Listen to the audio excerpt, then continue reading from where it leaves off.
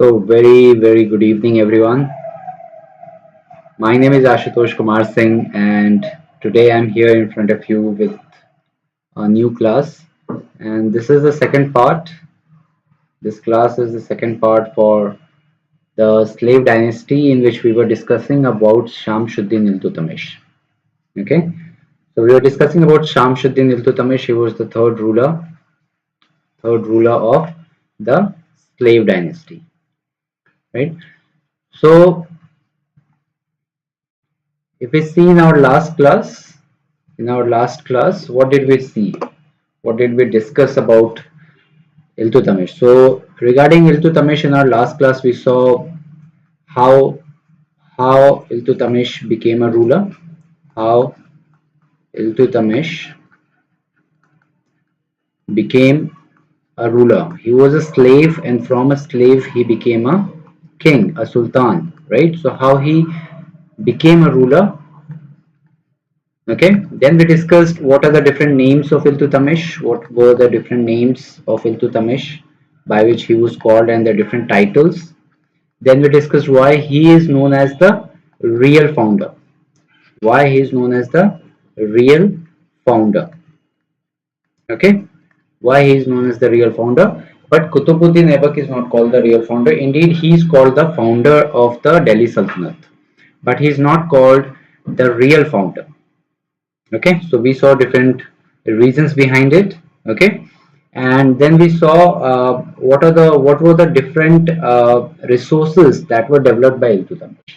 So all these topics we covered, and at the end we made a chart wherein we discussed about what were the different problems, what were the different problems in front of Iltutamish. Okay, so we'll start from the problems, and one by one we will keep discussing about the problems, the various problems of Iltutamish.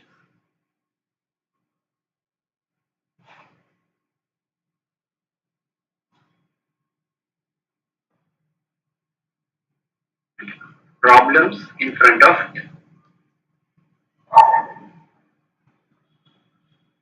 it here. Okay. So shall we start then?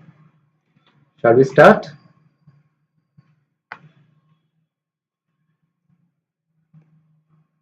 Okay. So let's move on with the problem, that let's make that chart again. Okay.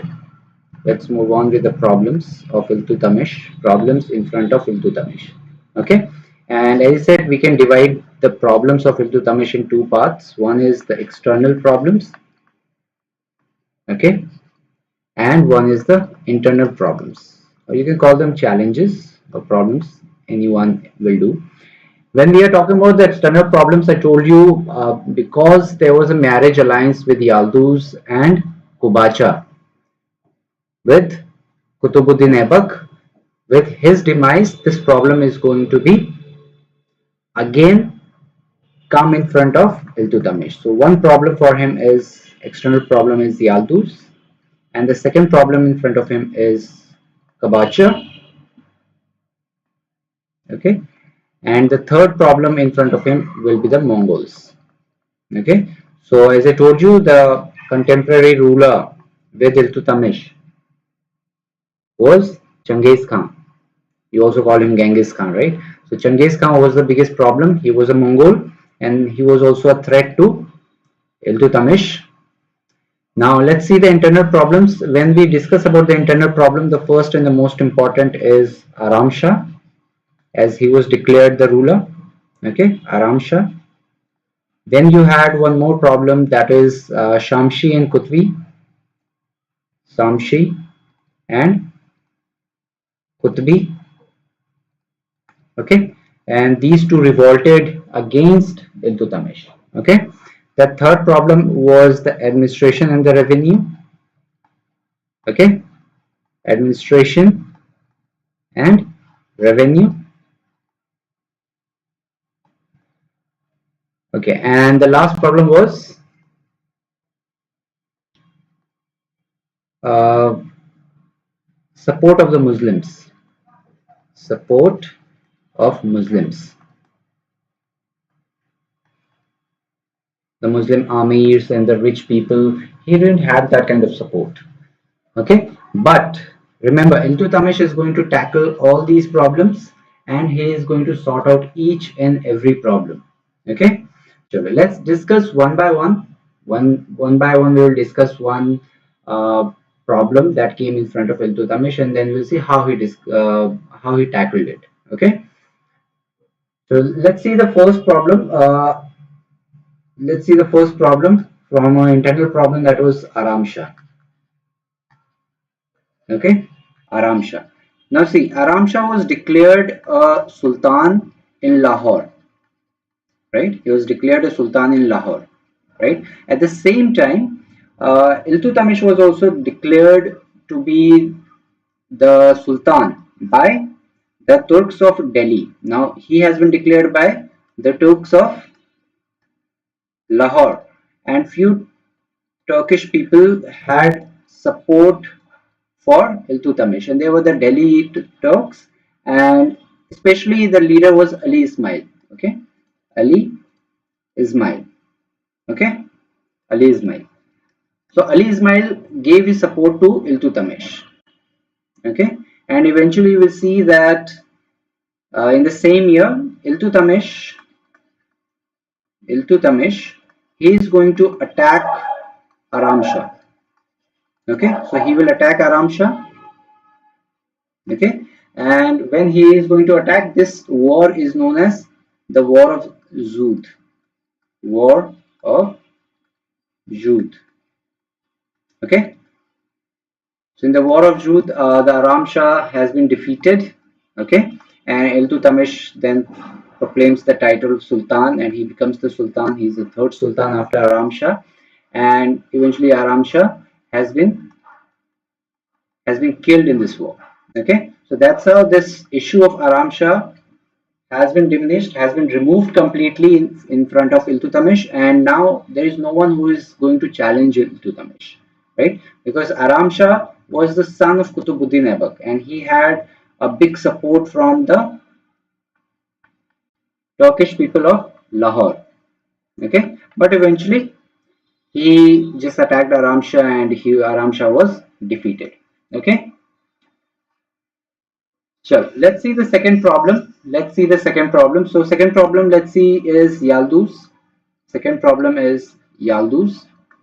Okay. So with Yalduz, he is going to just simply attack Yalduz again, and we will see the third war of Tarain. So you know there are two wars that already happened. That is in 1191 and 1192.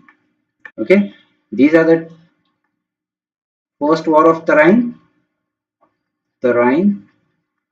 first, this is Tarain second, and now we will see the third war of Tarain. Okay, Achha, first and the second war of Tarain, who fought these wars? So first and second both were fought between Muhammad Ghori and Prithviraj Chauhan. So first war 1191, the first war of Tarain, Prithviraj won, but in the second time in 1192, in the second war of Tarain, Prithviraj Chauhan was defeated by Muhammad Ghori. Okay, now we will see the third war of Tarain. Third war of Tarain. Okay, the third war of Tarain, and this happened in 1216. This happened in 1216. Okay, in 1216, Yalduz attack. There was a war between Yalduz and Iltutamish, and Yalduz were defeated, and Iltutamish won. So that's how, with this war, he removed Yalduz. Okay. Then again, one more external problem that he had was Kabacha. Okay, so he waited for quite a long time to deal with Kabacha, but eventually in 1217, he attacked the regions of Sindh and Multan and defeated Kabacha, and this issue or this problem has also been tackled by Iltutamish. Okay, so you can see there are three problems. All these problems have been tackled by Iltutamish. Now we will see a very important one, the fourth problem of Iltutamish in front of Iltutamish, that is the Mongols. Okay, the Mongols, especially Genghis Khan. And Genghis Khan was a very dreadful ruler, right? Everyone feared him, right? So What exactly happened at this time is when Yalduz and Kavacha, they have been defeated, the area, the complete region, okay, of Afghanistan and all that region, the Gor and Ghazni, all these regions have been taken over by uh, Mangbarni. So that's Khwarizm Shah. Khwarizm, Khwarizm Shah. Okay, so Khwarizm Shah is a ruler and he took over the parts of Ghazni and Gor. So he started ruling over there.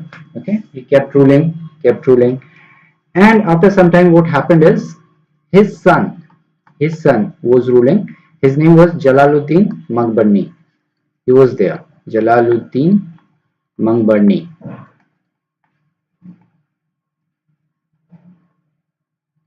Now, during his time, what happened? He was attacked. Jalaluddin Mangbarni was attacked by the Mongol Genghis Khan. Okay, so he is somewhere here, Ghazni and Gor. Iltutamish is ruling here in Delhi. So this is Delhi, this is Ghazni or Gor, you can say.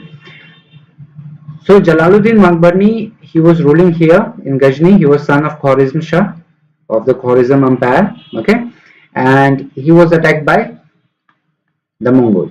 Okay, he was attacked, not only attacked, he was defeated. Okay, now what happened? He Jalaluddin Mangbarni fled from Ghazni and he came to Sindh.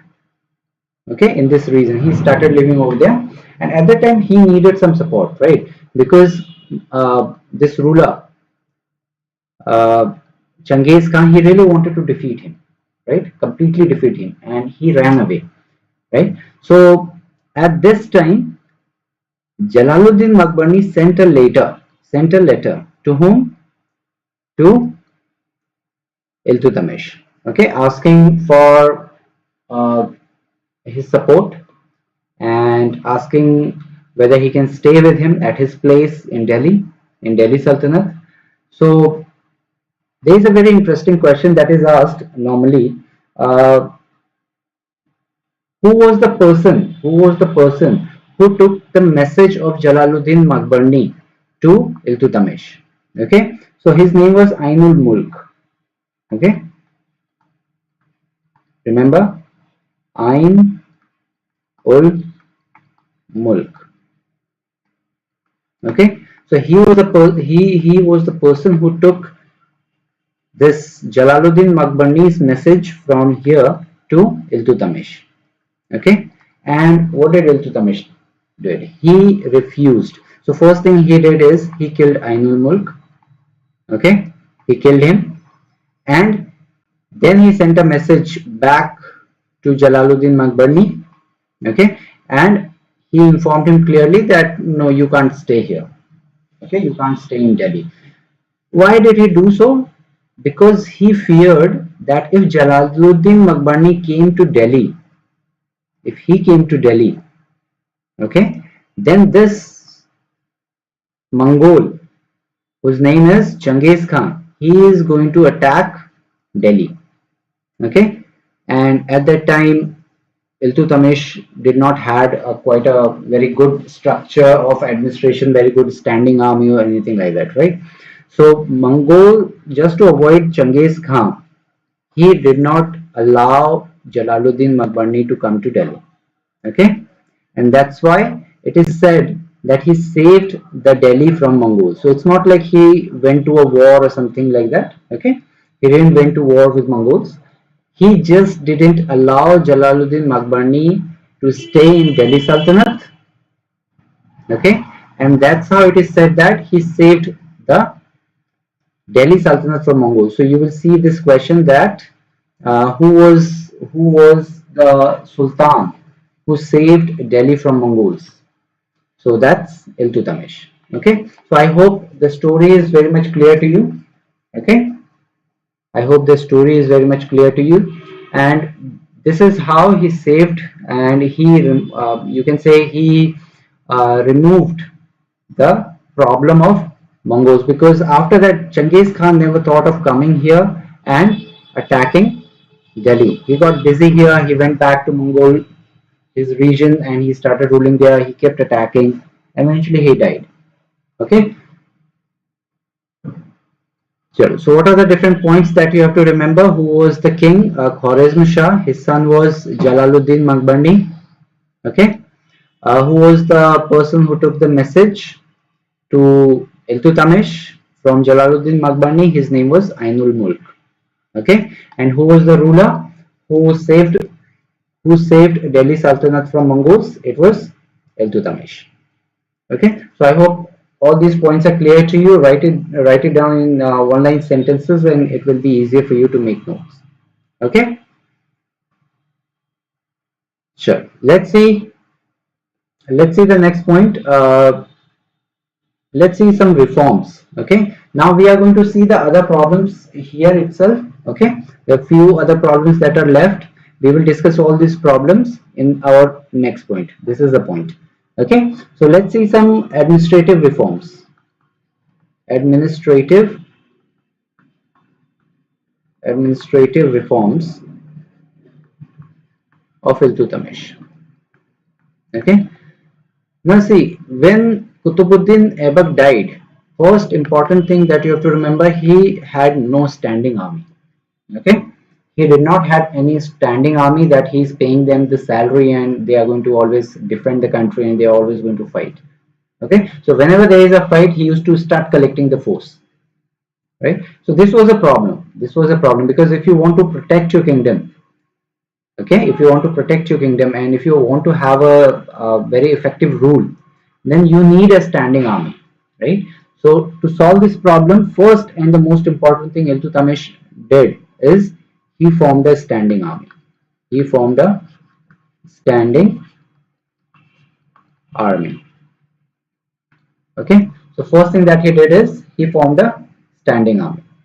So this is also a question that has been formed once in SSC examination. Who was the Sultan which ruler among the following first formed a standing army in Delhi Sultanate? And the answer is Iltutamish. Okay. Now see, second problem, one more problem that you will see that will be solved by him here. Okay. Second thing is formation of Turkan-e-Chehelgani. Turkan-e-Chehelgani. Turkan-e-Chehelgani. Okay. We'll come back to Turkan-e-Chehelgani, what exactly it is. Before that, let's see the third point, important point. He started the Iqtadari system. Iqtadari system. Okay, what is the Iqtadari system? Basically, this is dividing your whole state or whole country into different districts. Okay, for example, this is your whole state, and here you will divide your state into different parts. Okay, like this, and these parts were called the Iqtas. Okay, these parts were called the Iqtas. Okay, so now also you see, if I want to rule India, okay, say if I want to rule India right now, we already have a government, right? You know, we have a government, and in this government, if you see, there is a central government, and then we have the state governments, then we have the further division, the administrative divisions like the districts, then we go down to villages. Okay, so that's how our complete administration is managed, right? So in the similar way, Iltutamish also thought, and he started this system of Iqtadari, wherein in his whole kingdom he divided into different Iqtas. Okay, and to rule or to see each and every Iqta, he is going to assign one Iqtadar. Okay, so he is going to assign a Iqtadar. Okay, so let's see these points here. So what were the different units in which his whole kingdom was divided? Okay, so see, first he divided all these his kingdom into different Iqtas. Okay, in different Iqtas. Now to rule these iktas, we had the iktadar. Iktadar. Okay, so we had the iktadar, like the district magistrate. In every district you see a DM, right? So these were the iktadars. Okay, then ikta was further divided into Sikh, or you can say Sikka or Sikh. And to rule these Sikh, we had Sikhdar. Okay, Sikhdar. Sikhdar a Sikhdarun. So this is a position. It is known as Sikhdar a Sikhdarun. Okay. Then Sikh was further divided into different parganas. Pargana. Okay. And each pargana was ruled by or administered by a Sikhdar. Sikhdar. Okay. Or Sikhdar. Okay. And the parganas were further divided into different villages. Okay, and villages were ruled by the Chaudhary or the Zamindars, you can say. Basically, you can say the Zamindars. Okay, they were called the Chaudhary. Okay, so I hope this is clear. See, first thing, this is a village. Okay, and this village will be ruled by a Chaudhary. Okay, then many villages will form one Pargana, and Pargana will be ruled by the Sikhdar. Then many Parganas will make one Sikh. Okay, and the Sikh will be ruled by Sikhdar is Sikhdar a Sikhdarun. Okay, and the Sikh, many Sikh will form your one Ikta. Okay, and the Ikta will be ruled by the Iktadar. Okay, and many Iktas will then eventually form your Sultanate. So this is your Sultanate, and Sultanate will be ruled by the Sultan himself. Right, so this is how he made this major reform, administrative reform, to have a easy administration on the people. Okay, I hope this is clear. What is the Ikta and what is this Iktadari system, how it has been divided, and what are the different stages, and what's the name of different people or different positions who were ruling these different parts. Okay, so let's come back to our second point. So our second point was Turkan-e Chehelgani. Turkan-e Chehelgani. What was this? Okay, so as I told you that Iltutamish had a major problem with the support of the Muslims, right? So what he did is he called powerful people from the area or the region of Turk. Okay, so he called powerful people from Turkey and he gave them power here in his Sultanate. Okay, so he gave lot of Turkish slave, you can say, or lot of Turks, he gave them power. And allowed them to rule various regions like the different iktas. Basically, he assigned different iktas to these Chehelganis. Okay. Now, when I'm saying Turkani Chehelgani, remember the other name for it is the Chalisa. Why? Because this was the group of 40 elite peoples. 40 elite noble, or you can say noble people. Okay, so this is a group of 40 elite or 40 noble people. Okay, this is known as Turkan-e Chehelgani. A very interesting question was asked in one of the examination. Who coined this term Turkan-e Chehelgani? Okay, so remember Turkan-e Chehelgani, this term has been coined by Barni. So you know there was a writer by the name Barni, right? So Barni coined this term Turkan-e Chehelgani. Okay, the other name. So there are three names basically you can remember. First is your Turkan-e Chehelgani, Turkan-e Chehelgani. Second is the Chalisa, and third is the Umrah. Okay, they were also called as the Umrah. So these are the three names by which Turkan-e Chehelgani is called. Okay, so who are these people? They are the Turkish slave or the Turkish slave rulers or the elite or the noble people who had a lot of money and a lot of power, and now Iltutamish has given them the power or has made or has asked them to take an entry into the administration of the country, of his kingdom. Okay, so you will see that this Turkan-e Chehelgani, they are there always to help Iltutamish.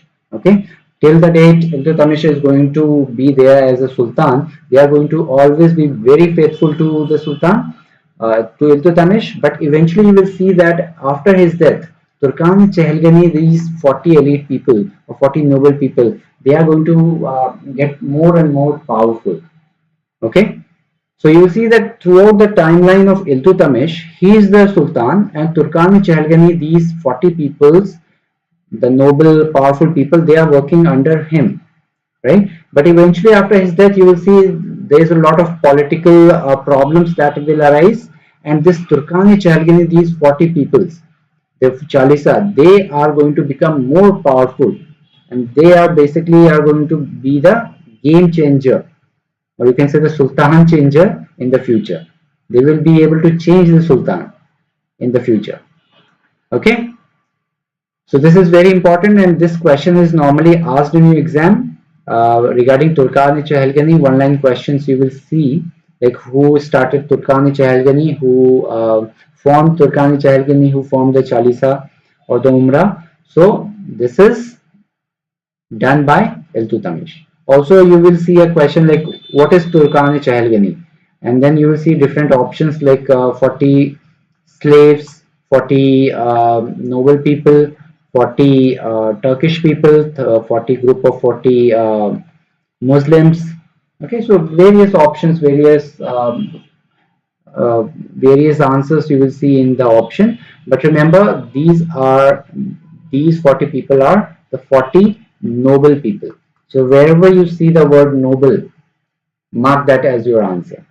Okay, and for other examination where you have to where you will get a better uh, not a better but a descriptive answer. Okay, where you will get a descriptive answer, there you will be asked questions like what was the reason why he formed the Turkan-e Chehelgani. So remember why he formed the Turkan-e Chehelgani, because there was a lot of problems with the administration. He wanted to make some administrative reform. He wanted to have his Sultanate very powerful.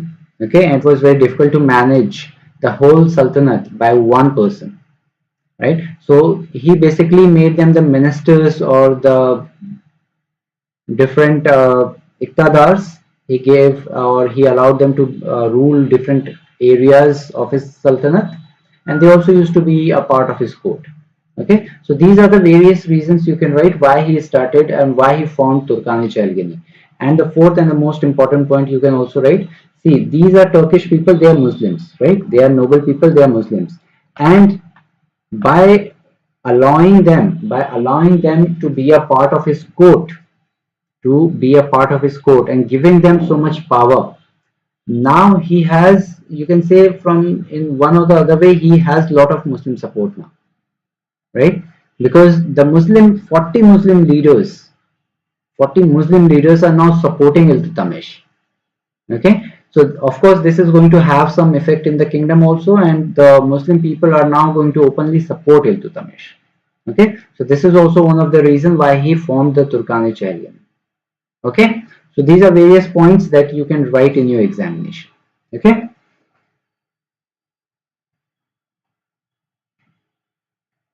sure. Let's see how he reformed the currency system. How he reformed the currency system. Okay, so remember, for currency system he started two different coins. Okay, he started two different coins. One coin was named as Tanka and the other coin was Jital. Okay, so Tanka is basically a silver coin. This is a silver coin, and Jital is a bronze coin. Jital is a bronze coin. Okay. Now there is one more question that was asked was what was the weight? What was the weight of these coins? So remember the weight was 175 grains. Grains. So this will approximately will be somewhere around 11 to 12 grams. 11 to 12 grams. Okay. So this is grains, not grams. Okay. So remember, if your answer is in 175 grains and 11 to 12, you can say grams. This was the weight of these coins. Okay. So these are the 2 coins that have been bought in by Iltutamish. Okay. Now see, because of all these reasons, there is a historian by the name Irfan Habib. Have you heard this name? Not? It's okay. Irfan Habib. Irfan Habib is a historian, and Irfan Habib called this time period of Iltutamish. He gave him the title of third civilization. Okay, third civilization. So you may see this question in UPSC examination pre or PCS examination. Who called the Iltutamish time as the start of the third civilization? So that has been called by the historian Irfan Habib. Okay, sure. Let's see one more point. Let's see one more point. What are the various reforms done by Iltutamish in the field of judiciary? Okay, so reforms, judicial reforms.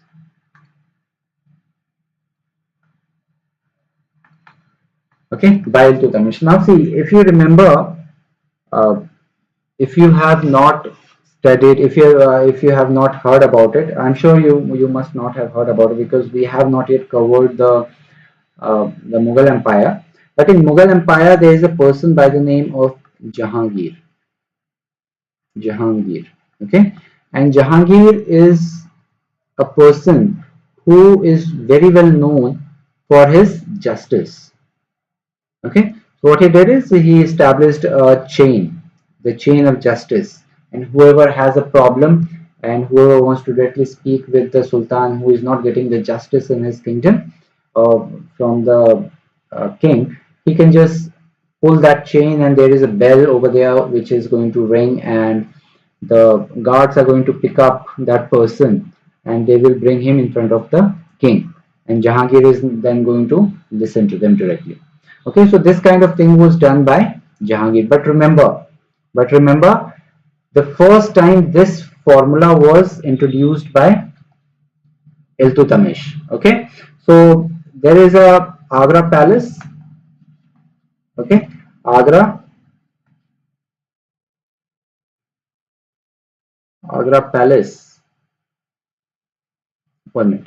It's not the Agra Palace, you can say, not the Agra Palace, because Agra city itself was formed later on, but not the Agra Palace. Okay, so what he did is Iltutamish, in front of his palace, he had two lions like this.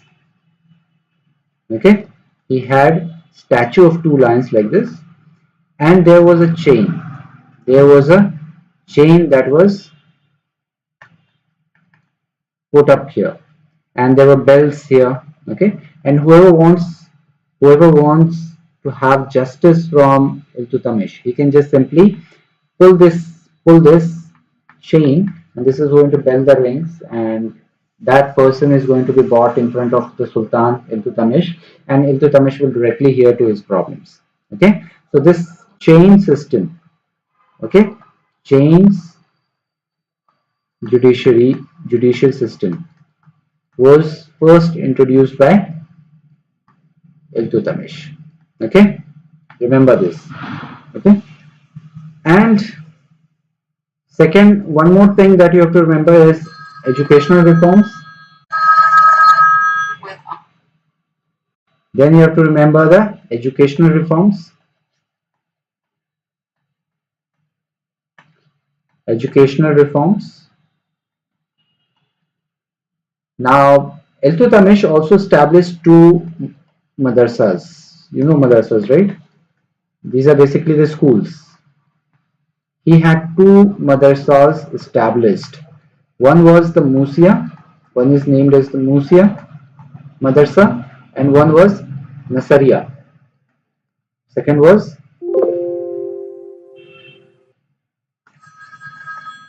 Nasaria. Give me 1 minute. Hello? हाँ time I नहीं है अभी तक नहीं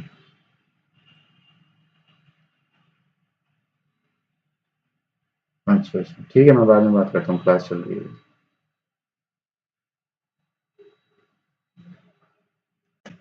alright the second one was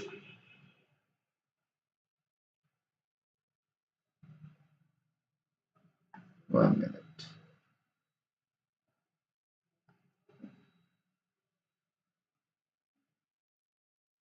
okay the second one is the Nasaria.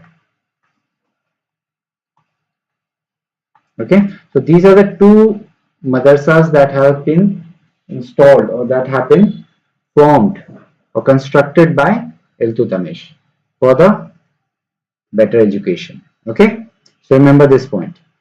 So this question can be asked in prelims or this question can be asked in SSC examination. Who Musia Madrasa has never been asked, and this is not that highlighted as compared to the Nasaria.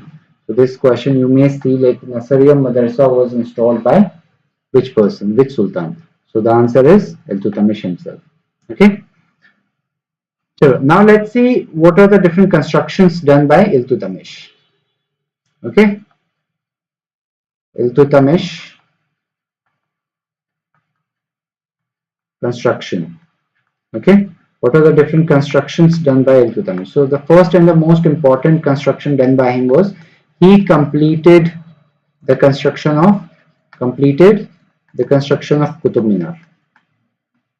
Okay, so who started the construction of Qutub Minar? Qutub Minar's construction was started by Qutubuddin Aibak in the memory of the Sufi saint Qutubuddin Bakhtiyar Kaki. Okay, but he died in 1210 and there was only one floor that was constructed by his time, and Iltutamish eventually completed the Qutub Minar with four floors. Okay, 4 floors. Remember this. Second, remember the Jama Masjid in Samshi. This is not the biggest one. The Jama Masjid in Samshi. Masjid in Samshi. Remember, I'm taking the name Samshi. Okay, so this has been constructed by him. Third and most important thing is the Gandak ki Baudi. Gandak ki Bauli. So Gandak ki Bauli is nothing but a well. Okay, this is nothing but a well, and this was constructed for Qutubuddin Bakhtiyar Kaki so that he can get the easy access to the water. Okay, and then he constructed the Hauz-e-Samshi. Hauz-e-Samshi. So Hauz-e-Samshi is nothing but the water tanki. Okay, so you see different kind of water tanks in your cities, right, where the water is stored, and whenever there is a supply that needs to be done in the city, from that water tanker the supply is done to the whole city, right? So this is Hauz-e-Samshi, similar to that. This is nothing but a water tank. This is nothing but water tank. Okay, Then he constructed the Kotla ka Kila.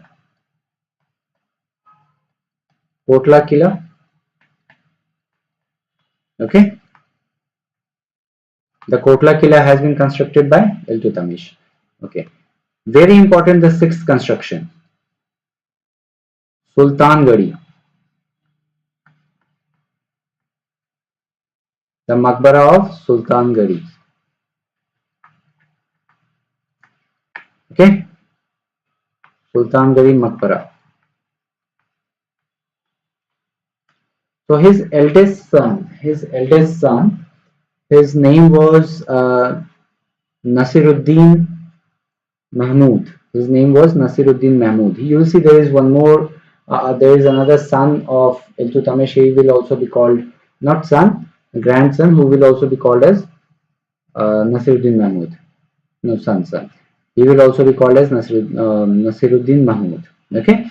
So Nasiruddin Mahmud died at a very young age, and he was the eldest son of Iltutamish, and he was very sad because of it. Iltutamish became very sad, and he constructed the first maqbara, the first mausoleum in the country for his son Nasiruddin Mahmud.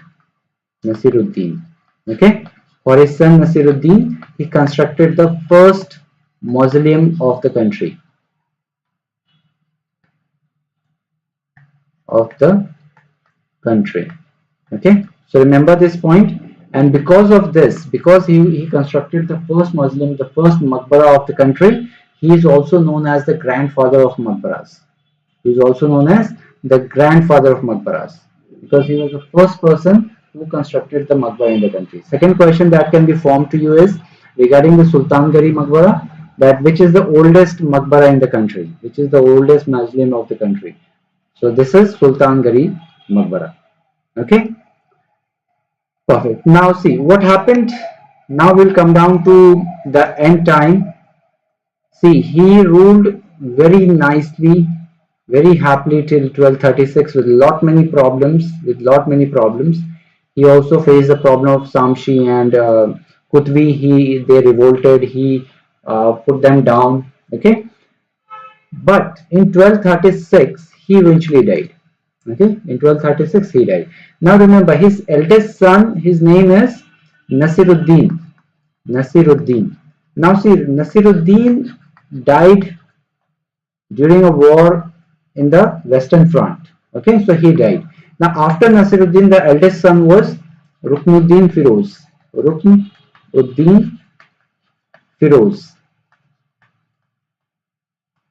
Okay, but Ruknuddin Firoz was not an able ruler. Okay, he was mostly drunk and he always wanted to have fun with his life, right? But Iltutamish had one daughter, and her name was Razia. Razia Sultana. Okay, and Iltutamish really liked her. Okay, and Iltutamish proclaimed and announced that Razia Sultan is going to be the next ruler. But there is something that is going to happen. You will see in the next class that there is something happen. There is a conspiracy that is going to happen, and the Turkan, the 40 noble people, they are going to become so powerful that eventually they are going to have Ruknuddin Firoz as the next king. Okay, as the next Sultan. But eventually, after 6 months only, Razia Sultan is going to replace Ruknuddin Firoz. What happened, how it will go, tune into our next class, we will discuss about it more. Okay, so today we discussed completely about Iltutamish, what are the different administrative reforms that he brought, what are the changes that he brought in with the currency system, what did he do for the education system, what did he did for the judiciary, and what are the different constructions that have been done by Iltutamish. So remember all the constructions because they are very important, and one-liner questions or one-point question, multiple choice questions, or basically the objective questions can be asked in the examinations like SSC, PCS, all these exams. Okay. And for the rest of the thing, I have already informed you the complete story. If you are not able, if you didn't get any point, just go through this video again. Okay, because this will be uploaded on YouTube. You just watch it again. If still you don't get it, write down in the comment section what are your difficulties. We will discuss it in the next class or whenever I get a chance to do it. Okay, but don't keep all those points within yourself, because eventually you're going to start looking from here and there, and that is going to confuse you a lot. Okay, and if you have any suggestions for me, or any class that you want me to specifically bring in for you, any other topic, any other subject, then do let me know so that we can start discussing those topics, and I will try to introduce one more extra class for you. Okay, right now we are having one. We will again start the current affair in the morning, and one class at 8:30 in the evening we are doing, but I will try to introduce one more class in the evening itself. Okay, so remember, like the video, share it, and subscribe the channel. If you are here for the first time, subscribe the channel. Okay, any suggestions that you have, put it down in the comment section. And in the next class we are going to discuss about Razia Sultana. First we will see how Ruknuddin Firoz became the king. He became king and the Sultan, and he was eventually deposed by Razia Sultana, and she will start ruling. And what is the role of Turkan Chahalgani after the death of Iltutamish in 1236. Okay, so tune in the next class. I will let you know on in the Telegram group, that is Vardaan_Academy_GS. Go over there, it's a public channel. Subscribe to the channel. I will provide you all the updates and the PDF over there. Okay, until then, take care of yourself. Have a good evening. Take care of yourself. Bye bye.